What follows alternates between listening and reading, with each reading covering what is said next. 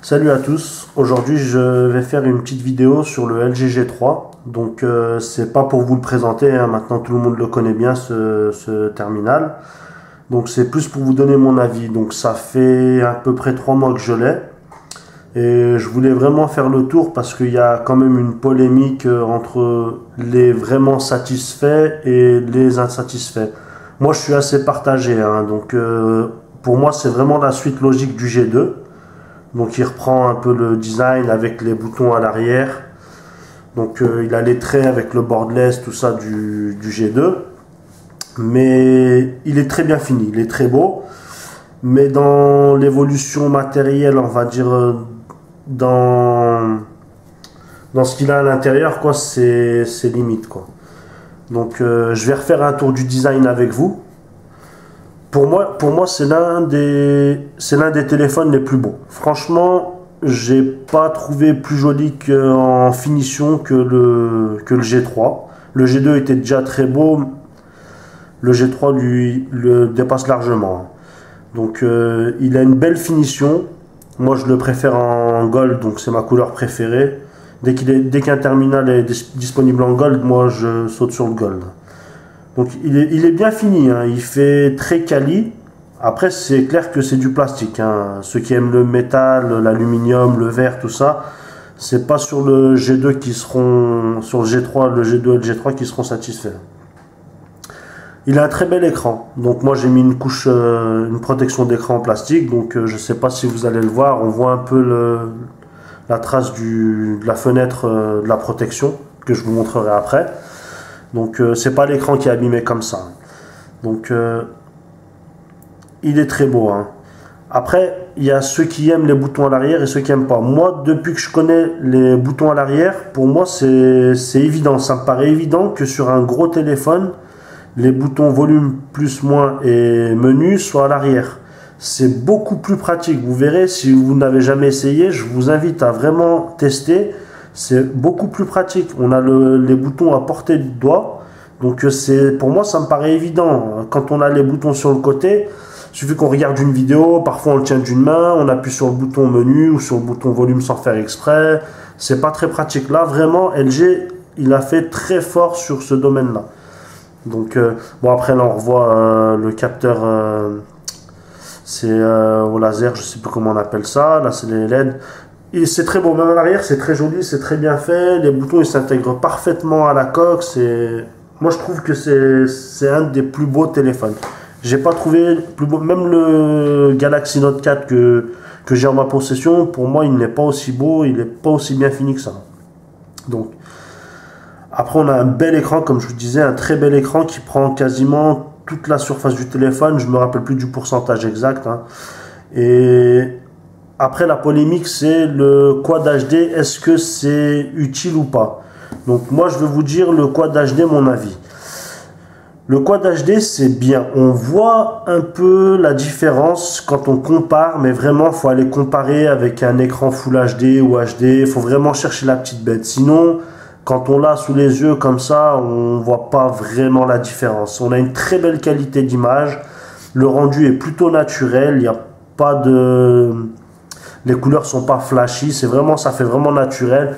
Après, quand on compare vraiment, on arrive à avoir des petits détails qu'on verrait pas sur du Full HD. Mais c'est vraiment chercher la petite bête. Après, est-ce que c'est un point fort du G3? Pour moi, non. Parce que la batterie, niveau autonomie, bah, j'ai l'impression que ça pompe la batterie, que c'est pas vraiment... C'est pas sur ça qu'ils auraient dû... Ils cherchaient... je pense que LG cherchait vraiment à se démarquer des autres. Donc, ils ont sorti le Quad HD. L'un des premiers, pas les premiers, parce qu'il y avait Oppo. Je sais pas si tout le monde connaît cette marque. Mais... pour moi, ils se sont démarqués, mais dans le mauvais sens. Donc moi, je suis plutôt satisfait de la prise en main. C'est vrai que c'est un gros téléphone. Bon, j'ai pas des petites mains non plus, hein. C'est un gros téléphone, donc c'est dur d'aller accéder à une main à l'extrémité du téléphone. Après, c'est de l'Android, hein, tout le monde se connaît, c'est personnalisable, donc on va pas aller foutre des icônes en haut de l'écran, ce qu'on utilise très souvent, quoi. Donc je vais vous faire voir un peu. Moi ce qui me plaît vraiment chez ce téléphone, c'est vraiment son design. Il est vraiment tout équipé, il lui manque rien. Après, ce qui me déplaît, moi, c'est la ROM qui est quand même pas mal buggée. Bah, vous avez pu voir déjà le premier lag, hein. Il lag beaucoup. Il lag beaucoup. Déjà, je sais même pas ce que cette icône paramètre fait ici. Elle est censée être là. Voilà. Donc, il tourne bien. Il est fluide quand il veut. Ça, c'est... Je sais pas si c'est un problème logiciel, un problème matériel. Je sais pas. Il y en a plein qui disent qu'il bug pas. Moi, il commençait à laguer un petit peu au début et plus je l'utilise, plus il lag. Donc j'avais fait une restauration d'usine, ça avait arrangé le truc, même l'autonomie c'était un peu mieux, mais il suffit qu'on réinstalle des applications qu'on utilise au quotidien et c'est reparti, hein. C'est reparti. Donc là, il a l'air d'être fluide, hein. Quand on fait ça, il est très fluide. Après, c'est vraiment chercher la petite bête aussi, hein. Il y en a qui le verront même pas, qui ont l'habitude et qui feront pas la différence, mais quand on a l'habitude d'avoir des flagships haut de gamme et qu'on en a un comme ça qui a des micro-lags et même des lags parfois, c'est quand même assez dérangeant, hein. Moi, ça me déplaît fortement. Bon, après, il faut dire que LG, le G3, il a rapidement baissé, hein. Au niveau du tarif, je crois que maintenant, on arrive à l'avoir un peu en dessous de 400 €, neuf, avec une garantie, tout ça, dans des boutiques en ligne. C'est quand même pas mal, hein. Mais je vais vous montrer certains lags que j'ai pu m'apercevoir. Donc, c'est par exemple, je vais ouvrir une application, hein. Bah, on va prendre Frandroid. On est sur une application, bah tiens, en plus il parle du LG G3 de SFR recevra Lollipop la semaine prochaine. Bah c'est bonne nouvelle pour moi, je suis chez... non, je suis chez SFR, mais lui il est nu. Donc j'attends en plus de ça, j'attends Lollipop, hein, pour voir si vraiment ça va arranger le truc, même si Lollipop ne me plaît pas du tout. J'aime pas du tout son flat design, il y a du blanc de partout, c'est vraiment affreux. Je sais pas où ils vont avec ça, mais... Donc je vais vous montrer. Alors là je suis sur une application qui ne demande pas beaucoup de ressources, hein. C'est l'application Frandroid. Donc je vais sur un article. Donc voilà. Et puis quand je sors de l'article, en principe, oh non, là il le fait pas. Voilà. Bah ça j'en étais sûr, hein. Quand je vais vous le présenter, là il sait que je vous parle de lui, donc il va pas faire ces petites manières qu'il fait habituellement.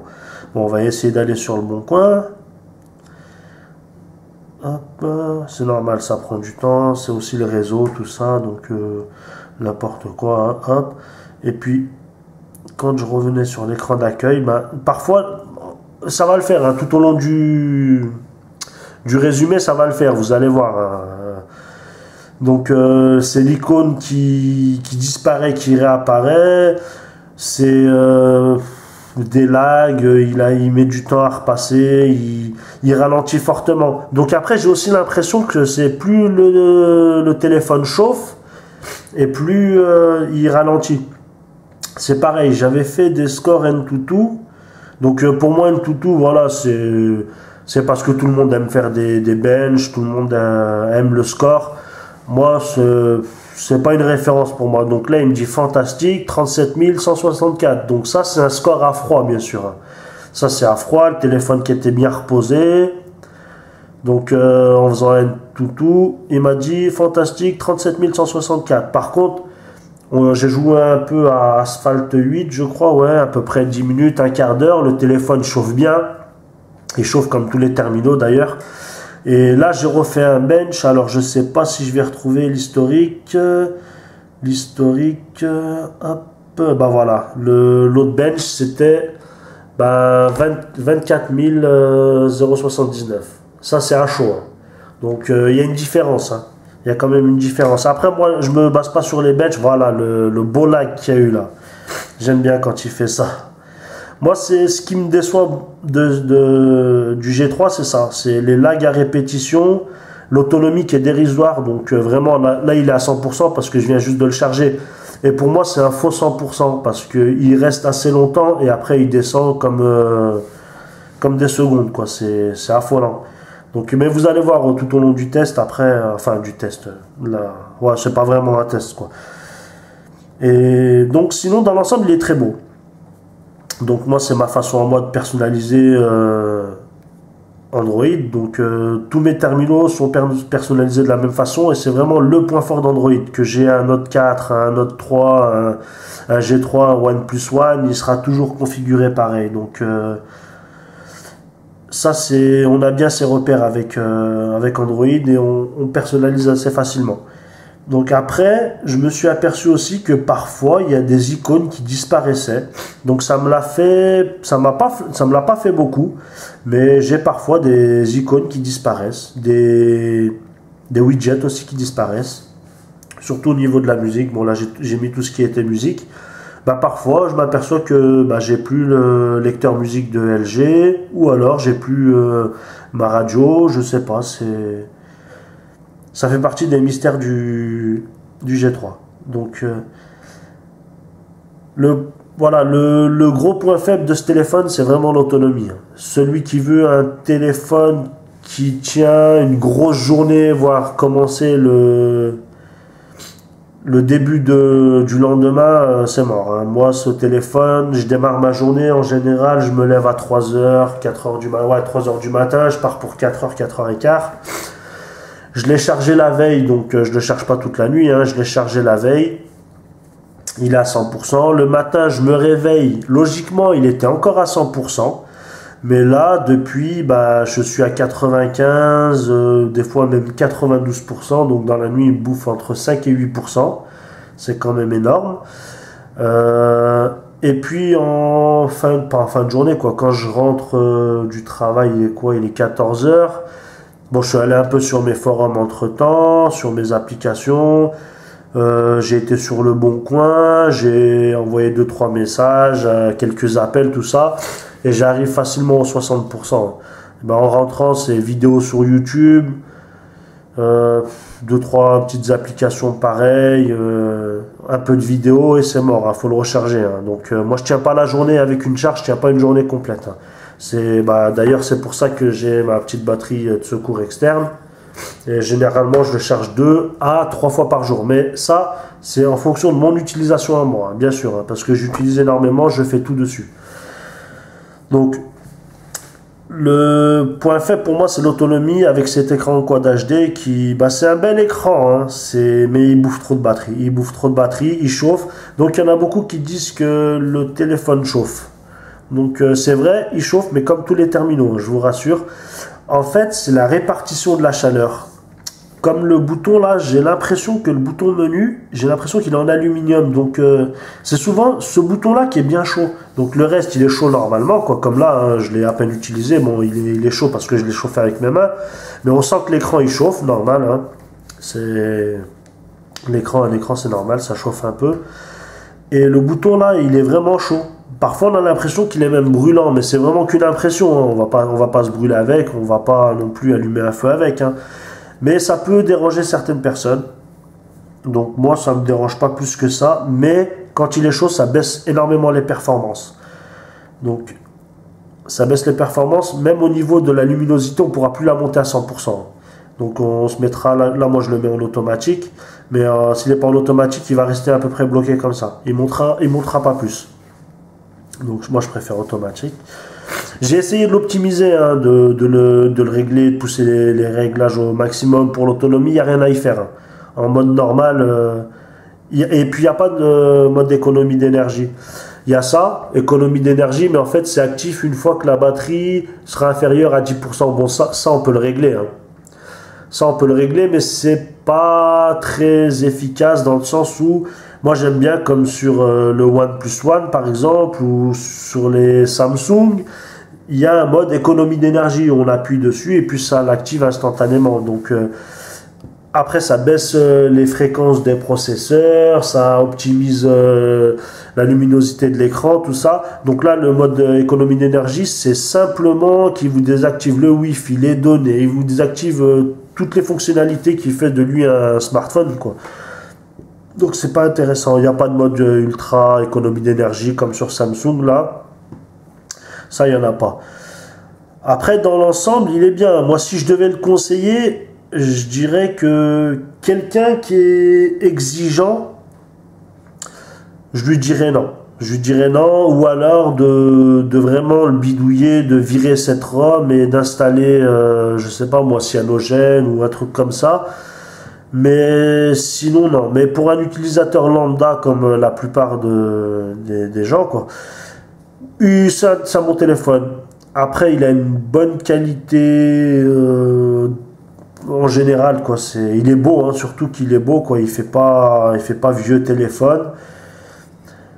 Après, bon, il y a des points faibles, comme par exemple le clavier. Ah, bah, il a quand même mis du temps à s'ouvrir le message, là, hein. Il y a le clavier, pour moi, il n'est pas du tout intuitif. Alors, moi, j'ai SwiftKey, mais là, je vous ai remis le clavier d'origine. C'est par exemple, je sais pas moi, au niveau de sa prédiction, je vais écrire 500. Et ben lui, il m'écrit top. Donc, si je mets un espace, il m'écrit top. Donc, je comprends pas si j'avais envie d'écrire 500 ou même, je sais pas moi. C'est pareil. Il me met des. Pourtant, il est en français, hein, il est réglé en français. Il me met des trucs américains ou anglais ou je sais pas. Je sais pas, moi je vais écrire. Des fois, par exemple, j'écris c'est, et ben il m'écrit pas c'est dit EST. Il va m'écrire S. Non, enfin, c'est dit C apostrophe EST. Désolé. Et il va m'écrire S apostrophe EST ou il m'écrit n'importe quoi. Je sais pas. J'ai essayé de le reparamétrer, de le régler. Rien à y faire. Donc, faut vraiment surveiller à chaque fois ce qu'il va mettre en correction automatique. C'est lassant. Après, on peut le personnaliser avec des mots, tout ça, mais ça marche pas vraiment. Il n'est pas très intuitif, ce clavier. Donc, c'est souvent dur à... Comment dire? Les applications, elles sont souvent longues à s'ouvrir, que ce soit les messages, les contacts. L'appareil photo, je ne vais pas vous en parler, hein, parce que c'est vraiment un des points forts du téléphone. C'est vraiment un des points forts du téléphone. Donc c'est un très bel appareil photo qui fonctionne très bien. Après, je l'utilise pas non plus. Je suis pas quelqu'un qui fait beaucoup de photos, quoi. Je fais des photos, comment je vais dire, des photos nécessaires, quoi. Des photos vraiment quand j'ai besoin, prendre quelque chose en photo pour le montrer ou pour moi. Mais je fais pas des photos à gogo, des selfies ou des trucs comme ça. Mais il paraîtrait que en utilisant beaucoup l'appareil photo, il chauffe aussi et il baisse ses performances, etc. Pour moi, l'appareil photo, il est au top, vraiment. Après, il y a des choses, voilà, comme là, je voulais pas faire de photo. Je veux revenir en arrière, donc je vais sortir le clavier. Hop, voilà. Parfois, ça fait une photo. Au passage, ça fait une photo, donc ça aussi, c'est à surveiller. Donc, pour moi, il est bien. Après, il y a un autre truc que j'apprécie chez LG, c'est le Knock-On et qui est passé au Knock-On maintenant. Même le G2, il a le Knock-On. Donc, ça, c'est hyper pratique, hein, pas besoin d'aller derrière. Quoique, même si mon doigt il est bien positionné à l'arrière, je pourrais déverrouiller l'écran comme ça. Mais moi, j'aime bien le système de Knock Code. Donc, je vous ai mis un code comme ça pour vous montrer. Donc, si j'essaye autre chose, ça marchera pas, hein. Si j'essaye autre chose, ça marchera pas. Il y a la petite lettre qui s'allume en haut et qui me dit non, recommencer. Bon, si je continue, il va se bloquer. Il va falloir que je fasse un code, tout ça. Après, il y a le mode invité, donc avec un knock code différent que j'ai mis pour vous montrer. Voilà, ça c'est un mode invité. Là, on met à peu près ce qu'on veut, quoi. Les applications qu'on veut que la tierce personne utilise. C'est quand même pratique. Pour moi, c'est mieux qu'un mode enfant. Parce que moi, par exemple, je prêterais pas mon téléphone à un enfant, un téléphone comme ça, à un enfant, quoi, surtout en bas âge. C'est plus pour le prêter à un ami qui veut bidouiller dessus, ou je sais pas, qui ne puisse pas avoir accès à tout, quoi. Après, c'est un petit plus, quoi. Ce que j'aime bien sur la ROM, c'est... il a des petites fonctionnalités sympas, comme... les messages qui arrivent en forme de push-up. Donc dès que vous recevez un message, peu importe où vous êtes, hein, si vous êtes sur YouTube ou sur une application, ou je sais pas, moi, vous êtes en train de faire des calculs, ou vous avez une petite fenêtre qui s'ouvre là. Ici, c'est dommage, je peux pas vous montrer l'exemple parce que j'ai pas un autre terminal pour envoyer un SMS. Il y a une petite fenêtre qui s'ouvre en push-up, je sais plus comment on appelle ça, un pop-up push-up. voilà, qui s'ouvre en pop-up et il y a possibilité de répondre directement sur cette petite fenêtre, ça c'est sympa. Donc après il y a des choses pas pratiques comme quand on veut appeler d'un SMS, enfin d'un contact, faut retourner en arrière, faut appuyer sur appel, tout ça. Moi j'aime bien le système à la TouchWiz où quand on a le numéro en face de nous, on pousse d'un côté pour le message, on pousse de l'autre pour l'appel. Ça c'est vraiment pratique. Dans l'ensemble, la ROM pour moi elle est pas moche, hein. Elle est très épurée. Bon, moi je suis pas trop fan non plus. Elle est pas moche, mais elle a ses petits inconvénients, elle a ses petits avantages, mais je préfère sincèrement, je préfère TouchWiz. Je préfère TouchWiz. Donc je vais essayer de vous remonter un peu ces lags parce que c'est vraiment pour ça que je voulais vous parler de ce G3. Donc là, ça va, il le fait pas, hein. Donc quand on voit l'écran qui clignote derrière, c'est quand le fond d'écran revient à 0, quoi. Ça c'est normal. C'est vraiment quand je sais pas, moi je vais ouvrir allez. Ça sera pour vous montrer que ça cesse de fonctionner. Ça c'est vraiment pour vous montrer que qu'on peut faire tourner des gros jeux dessus et que ça fonctionne très bien. Le processeur, il est performant, hein. C'est le Snapdragon 801, tout le monde le connaît maintenant. Après, l'écran Quad HD, il était peut-être pas fait pour ce processeur-là, mais bon, les jeux ils tournent très bien. Dans l'ensemble, ça va très bien, mais je sais pas, ces micro-lags, ces petits lags qu'il a, pour moi, c'est vraiment... je pense que c'est un problème logiciel. J'attendais une mise à jour, il y a une mise à jour qui avait été faite, donc ça n'a pas réglé le problème, ça va même voire empirer. Là, j'attends vraiment Lollipop pour voir ce que ça va donner. Bon, là, apparemment... Mais qu'est-ce qu'il me fait, là? Bon, bah voilà, ça c'est un premier lag. Voilà, vous avez tout l'écran, tout le fond d'écran a disparu. Donc dès qu'on lui demande un peu de ressources, ça y est, là, je pense pas qu'il va se lancer d'ailleurs. Je pense pas qu'il va se lancer. Voilà, pour moi c'est un beau téléphone, hein, mais c'est vraiment au niveau design. Hein, celui-là, faut le prendre vraiment pour le design. Hein, pour les performances, c'est pas ce qu'il faut. Hein. Pour les performances, c'est pas ce qu'il faut. Bon, il se lancera pas. Faut que j'aille, voilà, l'écran a disparu. Donc c'est pareil, si je vais, voilà, ça met du temps à arriver. Pourtant, j'ai rien installé de gourmand. Hein.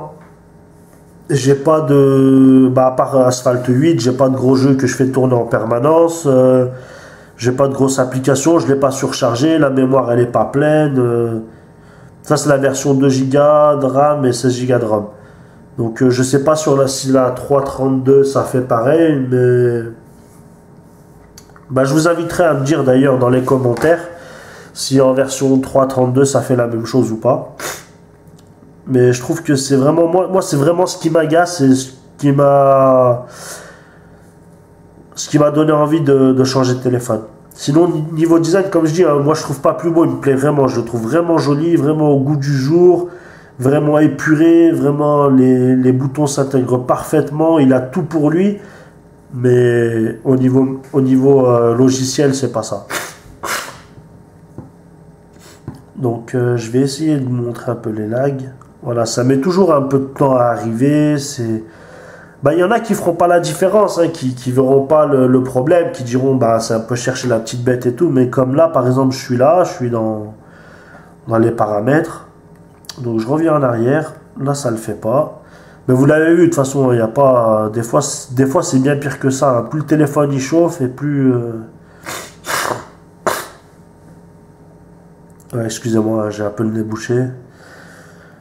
Donc après moi, je l'utilise pas comme ça, comme mon accessoire préféré, que ce soit sur LG, que ce soit sur Samsung. Moi, chez LG, c'est celui-là. C'est le Quick Circle. Donc il y a deux modèles. Il y a le modèle qui intègre parfaitement le téléphone ou qui remplace la coque arrière. Donc moi j'avais pas trouvé ce modèle là, donc je m'étais rabattu sur celui-là. Et bah, dans l'ensemble, c'est un bon accessoire hein, que je recommande vivement. Hein. Je déconseille d'utiliser un aussi beau téléphone comme ça, sans protection, sans rien. Donc, au niveau de la taille, c'est un 5 pouces 5, mais il est vraiment bien. L'ergonomie est vraiment bien. Hein. Donc, moi, je le mets dans ma poche normale. Hein. Y a aucun souci pour ceux qui se disent, ah bon, sauf ceux qui ont des jeans slim, extra slim, de chez Slim collés à la peau. Mais moi, ça passe dans ma poche, il me gêne pas. Et d'ailleurs, j'aime bien sentir mon téléphone dans ma poche aussi, hein, pour pas psychoter toutes les 5 minutes, j'ai perdu mon téléphone. Donc celle-là, bah, elle s'intègre quand même bien. Donc elle protège aussi le téléphone en cas de chute. Ça, c'est un bon point fort. Et par contre, bon, la fenêtre là, c'est hyper pratique. Hein, il y a quand même pas mal de petites options. Moi, j'ai mis la lampe torche. Bon, il y a appel, SMS, la photo, la musique. Bon, les paramètres, ça c'est les paramètres de la fenêtre, bien sûr. Hein, mais il faut quand même ouvrir le rabat.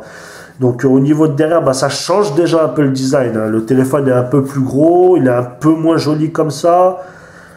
Ça le dénature pas trop. Ça le dénature pas trop comme certaines coques qu'on peut trouver. Donc ça c'est une LG d'origine, hein. Ça c'est moi qui ai collé parce que je suis assez fan du JT Geek. Je sais pas si vous connaissez. Je vous invite d'ailleurs à aller voir ses tests. Hein. Lui, il parle beaucoup de téléphones chinois et c'est vraiment passionnant. Donc elle est belle. Par contre, moi c'est ma deuxième. La première, j'ai l'impression qu'elle est beaucoup plus fragile que les modèles de Samsung. Elle est même beaucoup plus fragile que le modèle qu'on trouvait sur le G2. Le G2, j'ai ma femme qui en avait un, qui avait la Cook Windows là, et bah, elle n'a jamais eu de problème. Bon, elle s'est usée avec le temps, sur les côtés, tout ça, mais elle s'est jamais cassée. Moi, un jour, en la rentrant dans ma poche, bim, elle s'est cassée. Donc j'ai l'impression que c'est du plastique ou du carton à l'intérieur. Donc après, je vais vous parler d'un gros défaut. De la protection, c'est les contours là. Les contours, c'est un contour en plastique, donc ça fait très beau quand on ouvre la fenêtre, hein, on a une sorte d'anneau qui passe comme ça fait très beau, ça fait très design, mais ça laisse des marques, je sais pas si vous allez voir, hop, voilà, ça laisse des marques, vous voyez ici, ça laisse des marques, et ça laisse les mêmes marques sur l'écran, hein. Je vous garantis que Corning Gorilla Glass 3 ou 4 ou 6 ou ce que vous voulez, ben, ça laisse les mêmes traces sur l'écran et c'est l'usure de l'écran. C'est pas le contour en plastique qui s'use dessus, non. Entre autres, c'est la protection en plastique, là on voit bien. Hein. C'est la protection en plastique que j'ai mis, mais sinon c'est l'écran qui fera la même chose. Hein. Donc c'est à surveiller. Moi, un téléphone comme ça, je dirais, il ne faut pas l'utiliser sans protection en plastique et sans pochette comme ça. Donc, sans Quick Windows Circle. Après, bon, je vais la enlever. Je vais vous montrer un autre défaut que j'ai constaté aussi. Donc, si j'arrive à l'enlever sans tout casser, bien sûr. Voilà. Bon, ça, on va le mettre de côté. Donc j'ai l'impression que entre la coque de protection et le terminal, il y a des poussières qui passent entre les deux. Et au final, ben, je sais pas si si je vais réussir à vous montrer. En fait, ça fait des points. Je sais pas si vous allez voir. Ça fait des points, en fait, comme des petits creux. En fait, c'est comme si la poussière, elle avait abîmé le... Voilà, là, on voit bien, là. Voilà, là c'est la poussière qui a abîmé la coque arrière. Donc, c'est vraiment dommage parce que la coque arrière était très belle. Et c'est surtout que maintenant, quand je vais vouloir le revendre d'occasion, bah, il fera plus neuf, quoi. Moi, je protège toujours mes terminaux, donc pour les revendre derrière. Et là, bah, moi, j'ai été déçu quand j'ai enlevé la coque. J'ai vu ça. Et c'est ce qui me fait dire que ben c'est pas trop quali quoi. Hein. La finition elle est bien, hein. Ça fait très qualité, ça fait très quali, mais au final ben, il s'use quand même assez vite.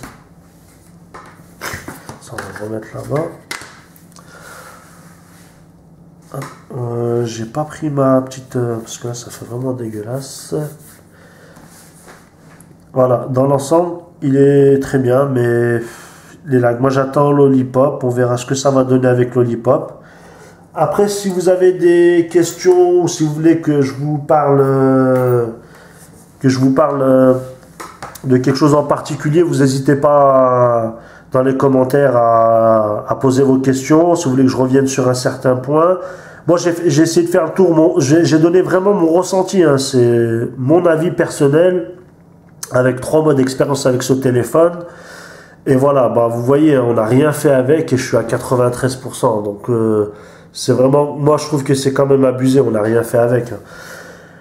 Donc vraiment, j'ai donné mon avis avec 3 semaines de 3 mois. 3 mois d'utilisation. Donc moi je fais une utilisation assez intensive. Hein. J'utilise du matin au soir, je suis tout le temps dessus, je fais tout dessus, je me sers quasiment même plus de mon ordinateur. Je suis vraiment accro au téléphone, c'est ma passion d'ailleurs.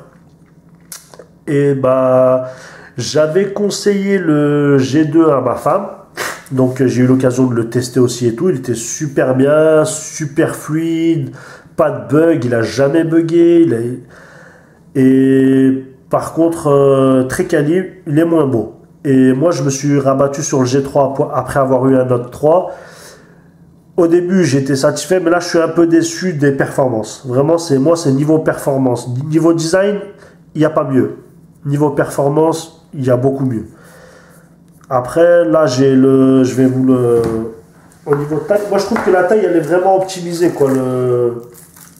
À côté, je vais vous mettre un Note 4. Donc le Note 4, c'est 5 pouces 7. Hein.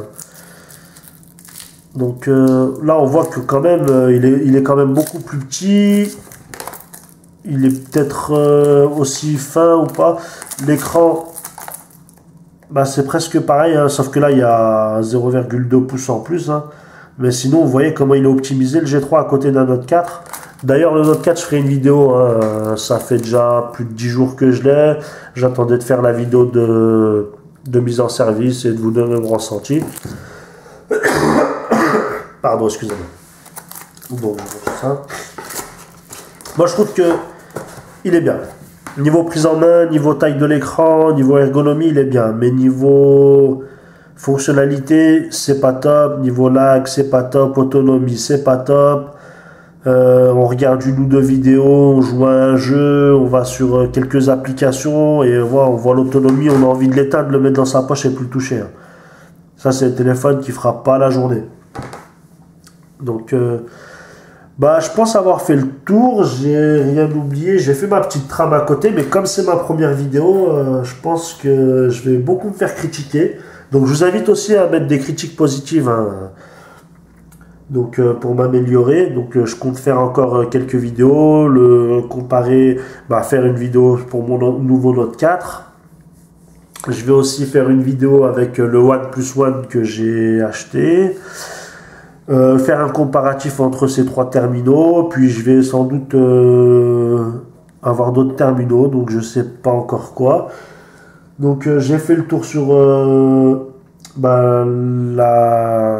le design, sur les lags, les bugs, qu'il n'est pas fluide, l'autonomie, le quad HD qui est pas vraiment utile à mon sens sur ce terminal parce que ça baisse vraiment ses capacités.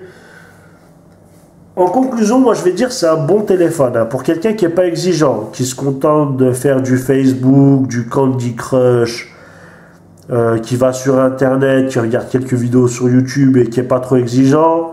Il n'y a aucun souci, hein, il va être 100% satisfait, il va peut-être le trouver un petit peu gros, mais ça c'est pareil, hein, au niveau de la taille, il suffit d'être malin. Moi je mets en première page mon budget météo, mon OK Google. Je mets mes applications que je me sers beaucoup.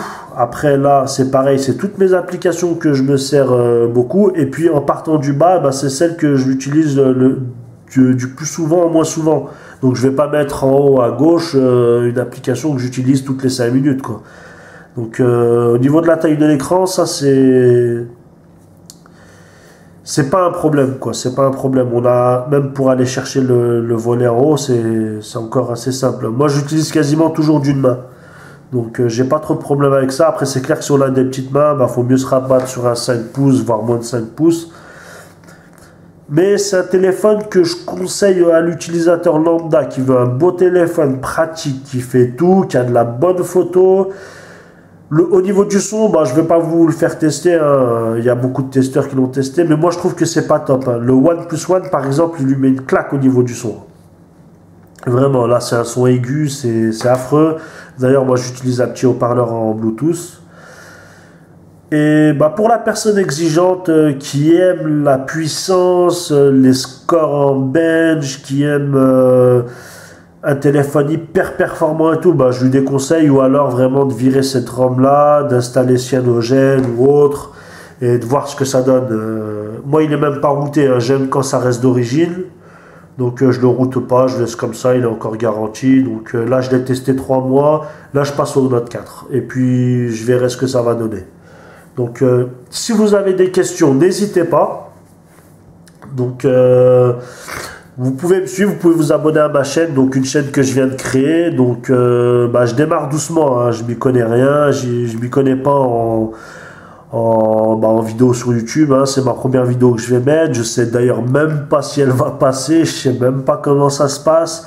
J'ai acheté une petite caméra, bon, vous pouvez voir dans le reflet là, spécialement pour faire mes vidéos. Donc je tenais absolument à parler, donc parce que ce téléphone est quand même beaucoup critiqué dans les deux. Enfin, on en parle beaucoup dans les deux sens. Il y en a qui le critiquent et il y en a qui en font un flagship de la mort. Donc j'ai même entendu que c'était le téléphone de l'année. Ouais, c'est le téléphone de l'année niveau design, niveau performance, c'est le téléphone de l'année 2009. Hein. Je vous le dis. Moi. Après, n'hésitez pas à faire des critiques positives, à poser des questions. Si vous voulez que je teste des fonctionnalités en particulier, n'hésitez pas. Abonnez-vous aussi à ma chaîne. Donc, je remercie aussi GLG, Greg le Geek du GT Geek qui m'a vachement inspiré. Il y a Axel de Test Mobile aussi que je suis qui m'a inspiré. Jojol67 qui m'a inspiré. Et plein d'autres comme ça. Après, je suis aussi sur Frandroid, 01net. Je les suis tous en fait, hein. Je suis un peu fan de smartphone. Donc, en tout cas, je vous remercie d'avoir regardé ma vidéo. Donc, j'essaierai d'améliorer mes vidéos dans le futur. Et donc... j'espère que ça vous a plu. Voilà. Bah sur ce, je vous dis ciao ciao. C'était le LG G3 par Boma le Geek.